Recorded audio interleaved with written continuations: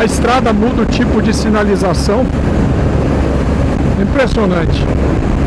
Como se o clima soubesse que você podia plantar outra cultura, né?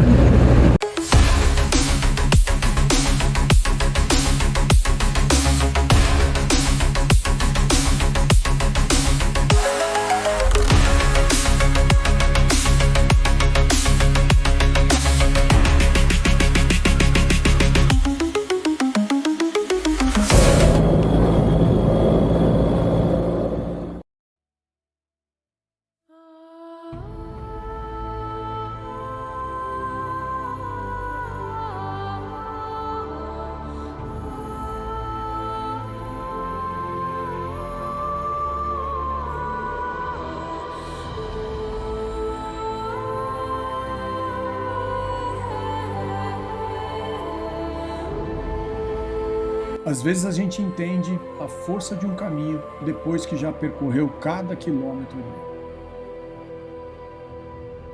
Quando eu olho para trás e vejo tudo que a primeira temporada nos mostrou, não são só motos, nem estradas e nem mapas. Eu vejo pessoas, eu vejo histórias, eu vejo a verdade do agro brasileiro do jeito que ela é realmente.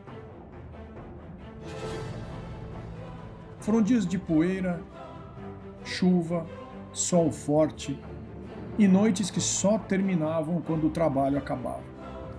A primeira temporada nos ensinou que o agro não é um lugar, é um movimento, é coragem, é persistência. E em meio de tantas viagens eu descobri algo simples. Quanto mais longe eu seguia, mais eu me encontrava. Cada porteira abria espaço não só para uma fazenda, mas para um pedaço da minha própria história. A primeira temporada foi sobre o Brasil, foi sobre nossa gente. Agora, a segunda temporada começa aqui. E antes de seguir viagem, eu preciso te levar para o lugar onde tudo começou para mim. A minha história, a minha raiz, a minha fazenda. Bem-vindos à segunda temporada do Pasto com Rancho. Começando agora aqui esse caminho de Piracicaba para Ponderosa. Algumas coisas legais agora para a segunda temporada. Primeiro de tudo, vocês estão notando capacete novo, diferente, super confortável, leve, um LS2, mas ele tem uma pintura, então super diferente. Bochecha lá de Londrina, recomendo, é um artista. Ele fez a fusão de cores aí dos dois capacetes. O meu capacete é a fusão do desenho entre o capacete do Emerson Fittipaldi e do Beto Jorge. O Beto era meu sócio numa equipe de Stock Car. Então é a fusão dos dois. Todos os meus capacetes são assim. Então muito bacana. E agora a gente conta também com a parceria, apoio da Alltrax. A Alltrax é uma empresa que faz as malas, né? Os baús laterais das motos Big Trail, tudo quanto é marca de moto, uma qualidade absurda no produto. Então a Carla apostou aí no Pasto Road. Vocês vão ver alguns produtos da Alltrax das motos. Uma delas que vai ser uma 1300, uma GS Triple Black do Sérgio Leães. Nós vamos encontrar com ele lá em Alegrete. Ele tá com esse setup da Alltrax mais slim, ela é mais estreita. E depois também tem uma soft bag na 1250 do Vitão, mas isso vai ser um pouquinho mais para frente. Então, qualidade absurda da Alltrax. Eu sigo ainda também com o apoio da McHale. A McHale, uma grande parceira desde a primeira temporada, uma marca de excelência em equipamentos de fenação. Inclusive, vamos visitar alguns projetos de fenação. Então, esses são os novos recados, os parceiros. E esse é o trecho de deslocamento hoje. Eu estou A gente vem fazendo um trabalho grande relacionado também a produtores. Então, essa parte de que vocês vão ver pequenas palestras ou encontros com produtores que eventualmente não teriam a possibilidade de talvez pagar uma consultoria, algo parecido.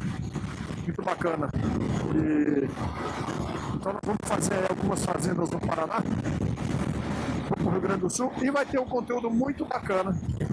E eu tenho uma surpresa para vocês com relação à motocicleta. Isso vai acontecer em Porto Alegre. Bora lá!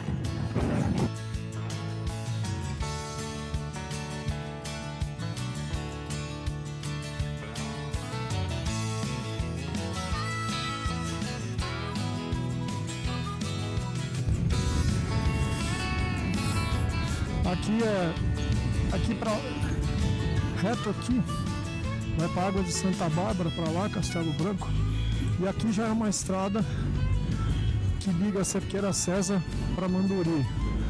E Manduri é uma cidade de menos de 10 mil habitantes. Essa região tem muito isso, eucalipto, começou a agricultura forte agora. Mas era assim, quando a gente veio para cá, era eucalipto. Na verdade era mais uma região leiteira, era tudo muito gado de leite. E tinha uma cooperativa onde a gente entregava através de uma associação de produtores. Então tinham várias cooperativas assim que a gente trabalhava.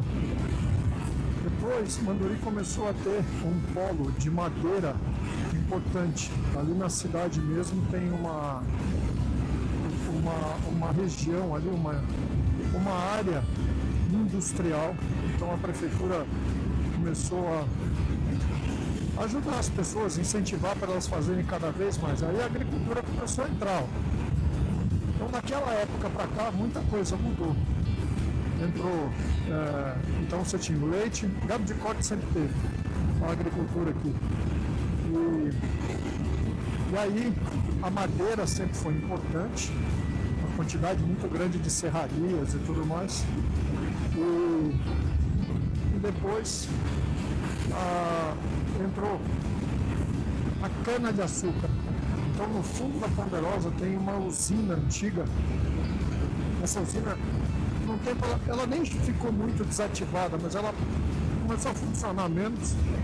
E aí conforme aumentou o negócio da cana na região, ela voltou a funcionar. E aí depois vem a soja. Então aqui como é uma região alta, ali na Ponderosa nós estamos falando entre 850 e 900 metros de altitude, e é bastante frio. Então depois de Campos do Jordão, Manduri, na fazenda do estado, que era antigamente aonde que se fazia ali as medições de clima e tal, era a segunda cidade com a menor temperatura média do estado. Agora aqui na frente a gente já entra para Ponderosa.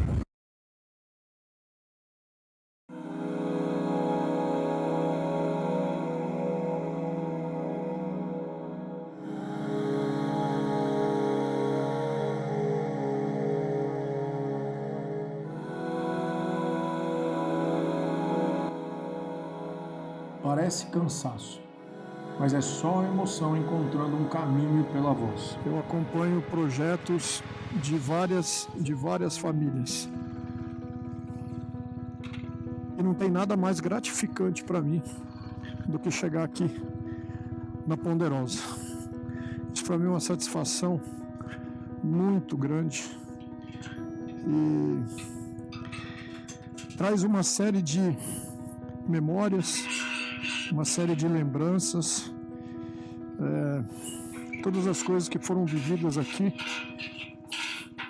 Vocês vão aprender um pouco, saber um pouco de todo esse projeto, de tudo que foi feito, como que a minha vida profissional ela se constituiu aqui. Acho que esse é o ponto mais legal. E eu podia muito bem ter ido para mundo corporativo, enfim. Mas essa história vocês vão ver quando um dos maiores responsáveis por tudo isso, o professor Moacir Corsi, me falou que eu tinha aqui a produção. E durante todo o meu período da Exalc, foi o que eu fiz. Vim para isso aqui, vim para esse lugar, de 4 vaquinhas de leite. Você criou um projeto muito bacana. E absolutamente tudo que tem aqui, todas essas árvores, cada tijolinho, foi tudo construído sem, na verdade, pensar aonde que poderia chegar, sem ter a certeza de qual seria a minha real formação. Mas isso aqui para mim é uma coisa fora do normal, porque é onde a gente consegue, onde eu consigo parar para pensar nos projetos, parar para pensar nas pessoas, parar para pensar em tudo que a gente já fez. Tudo isso aqui é, na verdade, um grande santuário. Bem-vindos a Ponderosa.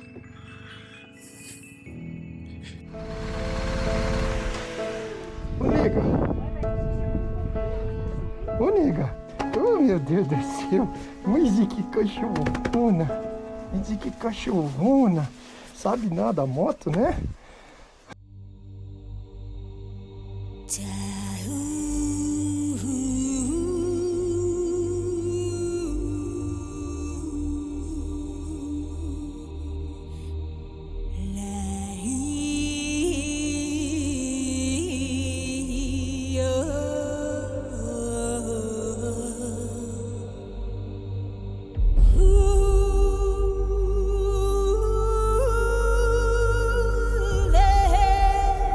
Esse lugar sempre foi mais do que chão e trabalho.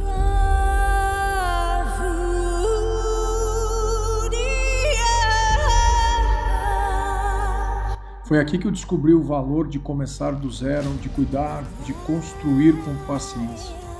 Cada canto carrega um pedaço da minha história e tudo que eu aprendi aqui seguiu comigo.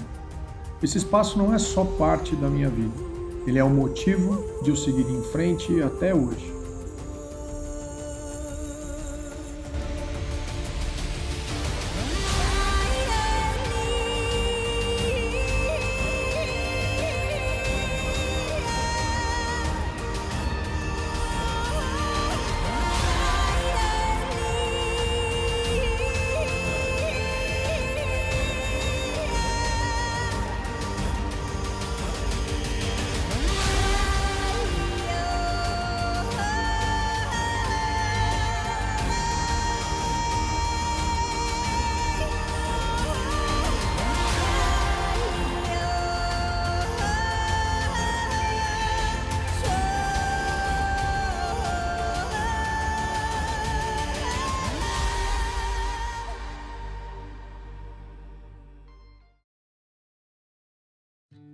Todas as minhas férias eu ia para a fazenda dos meus primos na cidade de Herculândia, onde meu pai nasceu.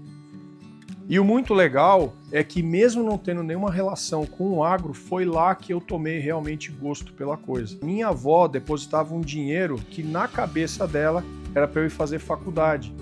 Mas esse dinheiro eu acabei comprando uma égua, que era de cria roubada de um vizinho, vamos dizer assim, na fazenda do meu primo. Então esse dinheirinho que era da faculdade virou a Braminha.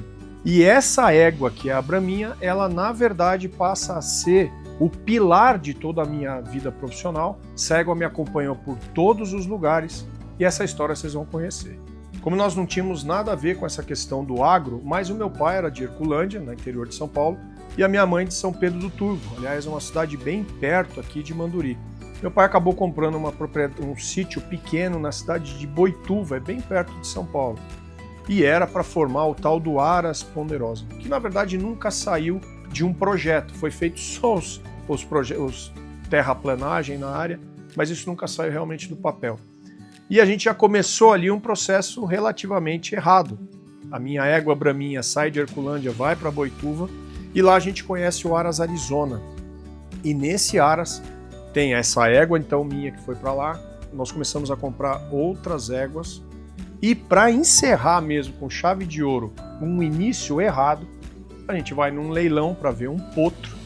E nesse potro, na verdade, a gente acaba comprando o avô dele, o famosíssimo Rebel Trucaluk, que era um cavalo de corrida, mas na época era o único cavalo de corrida, quarto de milha, que foi campeão nacional de conformação. Então era uma situação completamente diferente, inusitada, a gente nunca imaginou que ia poder ter um cavalo desse, mas nós não tínhamos Aras, nós não tínhamos nada, estava tudo realmente errado. Ele ficava alojado no Aras Reunidos em Boituva, e aí começamos um processo de tentar fazer um quarto de milha certo, mas que já estava errado. Na sequência, meu pai acaba vendendo esse sítio em Boituva e, por uma distância um pouco maior, chega em Manduri. E em Manduri, onde é a Ponderosa mesmo. Quando a gente morou nos Estados Unidos, em 1984 para 85, na Califórnia, bem próximo, em Nevada, nós fomos fazer uma viagem e nós conhecemos um lugar da Universal Studios, onde era gravado o seriado Bonanza. Quem é mais velho vai saber do que eu estou falando.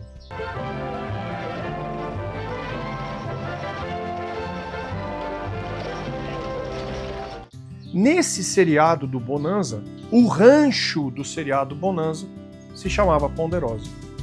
E aí eu cheguei pro meu pai e falei, poxa, se um dia a gente comprar um sítio, seria legal que chamasse Ponderosa. Inclusive, a marca do nosso gado, que depois a gente teve criação de gado de leite, que eu já vou contar, e também a criação de Angus, a marca é a mesma marca do filme. E quando chega nesse sítio maior, tinha um galpão de leite antigo, e a minha mãe comprou, eu não sei se eram 4 ou 6 vacas de leite. O problema foi esse, porque a gente não tinha nenhum gasto no primeiro mês, as vacas vieram em lactação, elas já estavam dando leite. Então o que parece? Você tem receita e não tem custo nenhum. O leite era um grande negócio. Nessa época eu já tinha entrado na Exalc. Então o que eu fiz? Ao invés de fazer estágios nos departamentos de zootecnia, que era exclusivo e todo dia tinha que ficar lá, eu acabei usando a minha formação, mas vindo todo final de semana ou feriado aqui para o sítio e ver os problemas que a gente estava tendo e errando, levando para a Exalc para tentar sanar esses problemas. Na verdade, eu passei a ser um consultor de nós mesmos. Então nós erramos demais, porque não tinha produção de silagem decente, não tinha comida decente. Antes de fazer tudo isso, nós construímos um galpão, ou seja, tudo aquilo que hoje eu falo.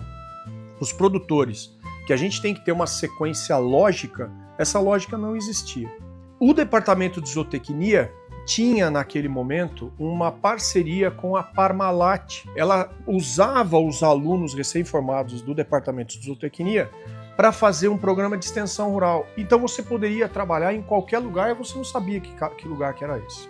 E eu fui fazer uma entrevista com o pessoal da Parmalat. Quando eu saí da entrevista, achando que eu realmente poderia até trabalhar, ia sair formado já empregado, eu encontrei na escadaria do departamento de zootecnia o professor Moacir Corsi.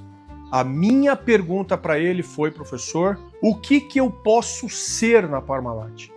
E ele me disse, no máximo, o cara que te entrevistou. E eu falei, isso não me serve. Daí ele falou o seguinte, vocês são bons em produção.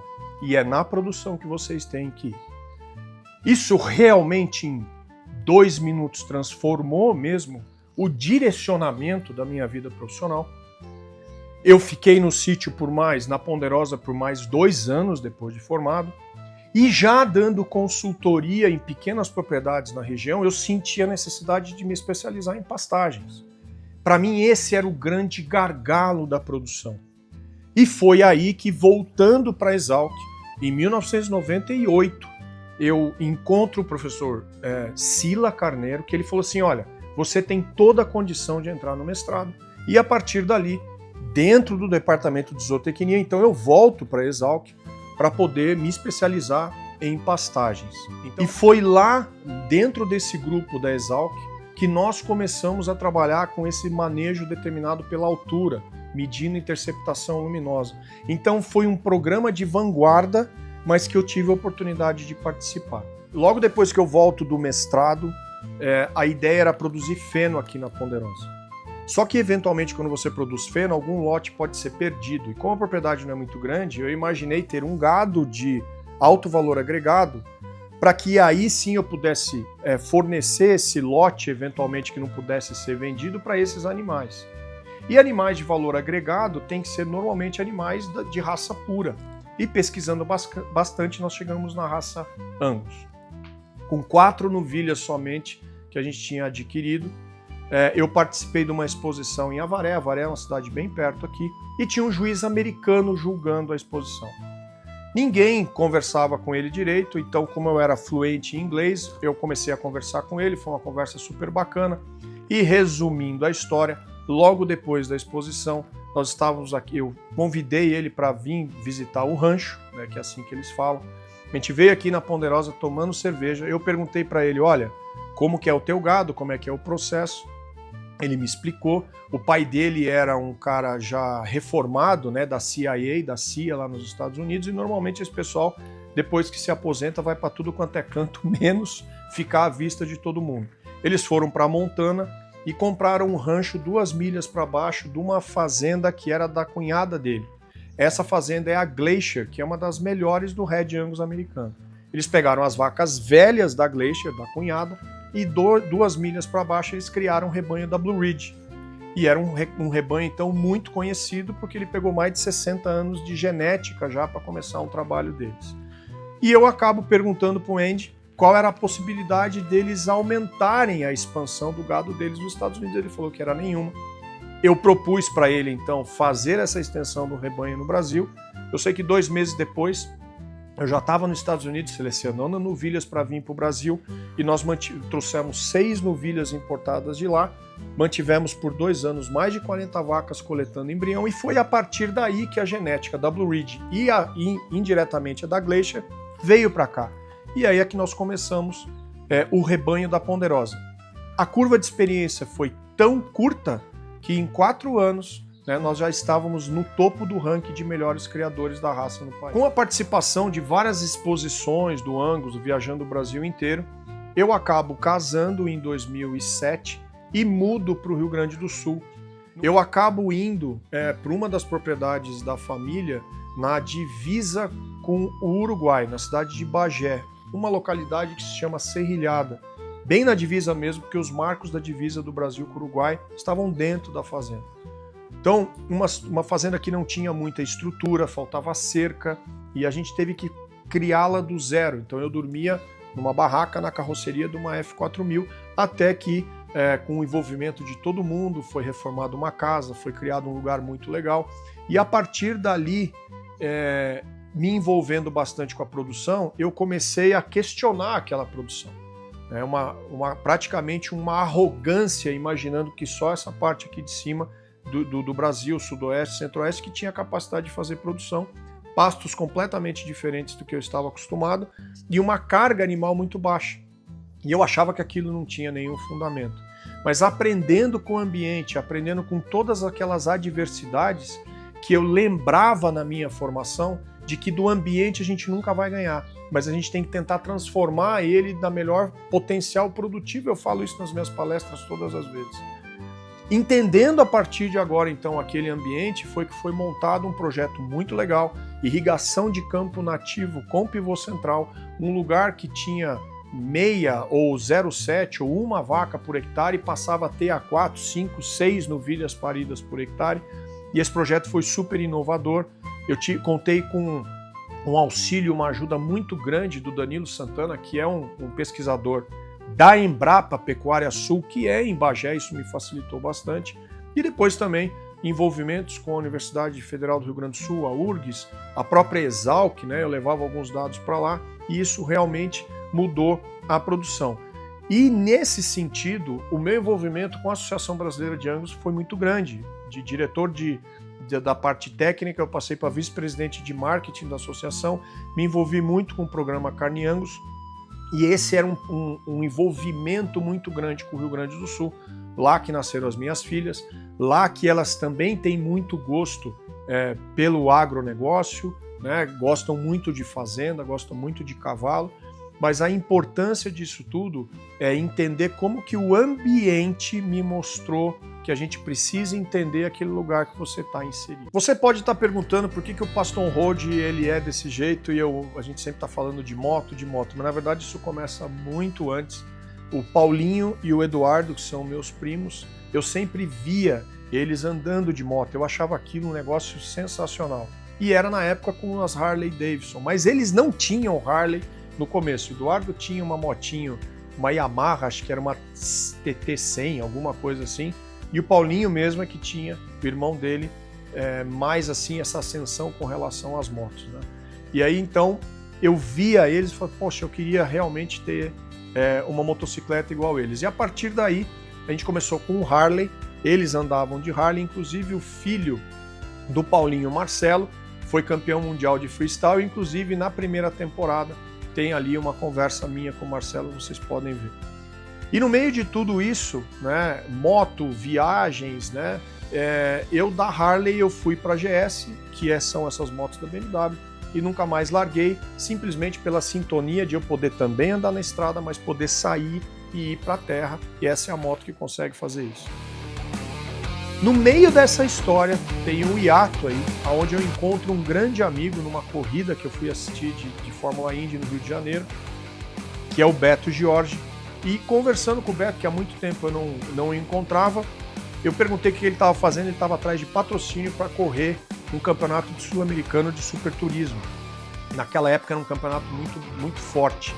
E nós conseguimos, a partir daí, viabilizar uma equipe. Então eu passei a ser sócio do Beto numa equipe de Stock Car, e esse foi um momento muito legal. A gente viveu alguns bons anos de automobilismo. Meu pai também se envolveu bastante com isso. Então era uma forma também daquela paixão relacionada a carros. Eu dei um jeito disso fazer parte do meu dia a dia, já lá atrás também com a pecuária que eu tocava. Então já tinha motor muito próximo de pecuária. Vem para Vitória, Beto Jorge, ganhando a 5ª etapa em Campo Grande, Mato Grosso do Sul. Beto Jorge, olha só que festa da equipe.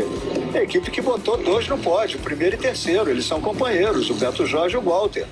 Uma viagem emblemática que junta tudo isso, foi uma viagem que eu fiz, eu, Eduardo e Paulinho, para Atacama em 2019, onde toda aquela paixão, tudo aquilo que a gente gostava, né, se resumiu numa viagem, e foi um dos momentos mais bacanas que a gente já passou. Com toda essa questão de envolvimento com consultoria, visita nas fazendas, eu sempre tive um viés da questão de transferência de conhecimento.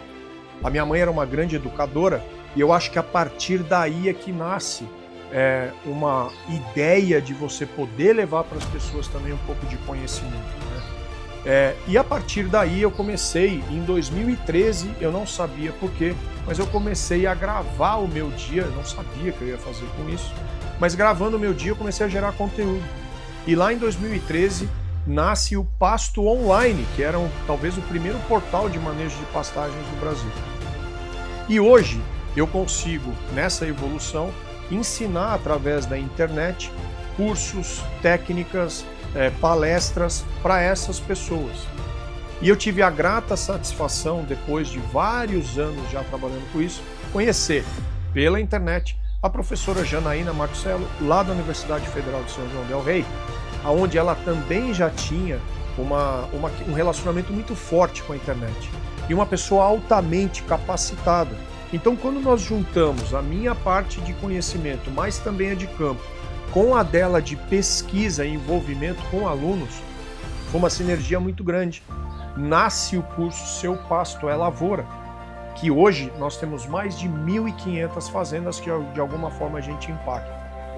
É dessas fazendas, dessas viagens, dessas consultorias que eu comecei a viajar bastante. Eu sempre percebi, poxa, a viagem é legal, a história daquele lugar é bacana.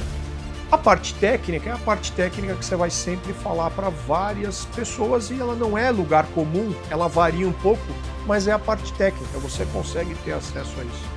A hora que eu percebi que a história das pessoas era a coisa mais transformadora, eu falei, eu preciso documentar isso. E a partir do momento que eu comecei a documentar, nasce um documentário então mesmo no YouTube, que é o Paston Road, mas de uma forma inusitada. Eu sempre quis conectar o campo com a cidade. As pessoas da cidade precisam saber como é que toda essa parte agrícola chega na gôndola do supermercado, né? E uma forma inusitada de chamar a atenção das pessoas era simplesmente fazer de moto, porque eu não tenho carro há muito tempo, eu tenho a moto. Então por que não mostrar isso, né, através da minha visão como motociclista? Então o Paston Road é isso, e ele tem o apoio da BMW Motorrad, que começou através do grupo IESA lá em Porto Alegre, acreditando que realmente isso poderia ser um projeto muito legal. E foi, porque na primeira temporada nós fomos eleitos como projeto de comunicação da fábrica da BMW Motorrad no Brasil. Então, essa agora é a segunda temporada, né? E isso não termina aqui, começa realmente a segunda temporada agora na estrada.